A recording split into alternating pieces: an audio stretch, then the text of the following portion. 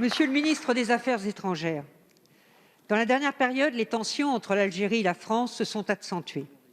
Le gouvernement algérien a rappelé son ambassadeur et interdit le survol du territoire algérien aux avions militaires français en réaction aux propos du Président de la République et à la restriction des visas. Nous savons combien les relations entre nos deux pays sont complexes, de par notre histoire commune, faite de nombreuses tragédies.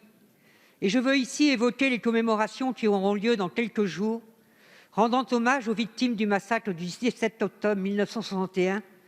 Ces assassinats par la police française sur ordre du gouvernement, des dizaines d'Algériens qui manifestaient dans les rues de Paris pour leur indépendance, et à quelques mois de l'anniversaire des accords d'Évian. Mais le poids des drames passés ne doit emmener personne à son instrumentalisation d'un côté comme de l'autre.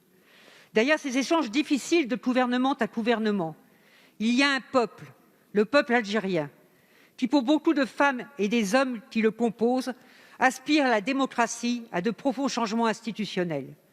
Toutes générations confondues, dans sa diversité politique, régionale, linguistique, le peuple algérien a mené un grand mouvement de révolte pacifiste, le Hirak. Cela fait 2 ans, et ce mouvement persiste, ses exigences sont toujours là. Il ne nous appartient pas de nous prononcer sur les revendications portées par l'Irak, sur telle ou telle réforme à mener en Algérie. Seul le peuple algérien est maître de son destin.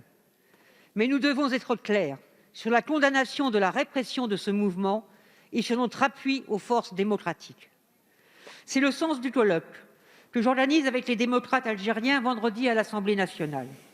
Il nous faut en effet décentrer notre regard et ne pas appréhender l'Algérie que par le prisme de notre pays et de sa mémoire. Apaiser nos relations avec le peuple algérien est une nécessité largement partagée des deux côtés de notre mer commune. Monsieur le ministre, quelle sera l'attitude de la diplomatie française ces prochaines Jean-Yves Le Drian, ministre des Affaires étrangères et de l'Europe. Oui, madame la députée Marie-Georges Buffet, merci de votre question. Vous l'avez rappelé, l'Algérie a pris ces derniers jours un certain nombre de décisions, notamment le rappel de son ambassadeur à Paris pour consultation. Nous le regrettons parce que cela ne correspond pas à l'importance que nous attachons aux relations entre nos deux nations. Ces relations entre nos deux pays, entre nos deux peuples, vous l'avez rappelé, sont anciennes, profondes. Elles sont marquées par des liens humains uniques et la France y est profondément attachée et souhaite les préserver et les développer. Et récemment, le président de la République a rappelé son profond respect pour le peuple algérien. Cela signifie aussi, bien sûr, et vous l'avez dit, le respect fondamental de la souveraineté algérienne. Cela veut dire aussi que c'est aux Algériens et à eux seuls de décider de leur destin et de définir les contours de leurs choix et de leurs débats politiques. Mais nous sommes convaincus de l'intérêt commun de nos deux pays à travailler ensemble sur tous les secteurs. Cette vision des relations entre nos deux nations, elle est, je crois, partagée par beaucoup de responsables algériens à tout niveau.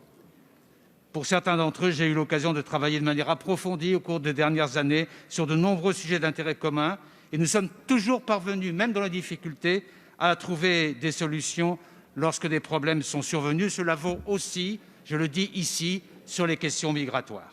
Alors, sur les questions de mémoire que vous avez évoquées, le président de la République a engagé une démarche d'amitié et de lucidité sur toutes les blessures de l'histoire franco-algérienne. Il a confié à M. Stora un rapport sur les mémoires de la colonisation et de la guerre d'Algérie. C'est sur ces bases-là et sur toutes les questions posées par vous-même que nous devons avoir une relation apaisée avec notre passé commun. Et je sais que vous voulez y contribuer.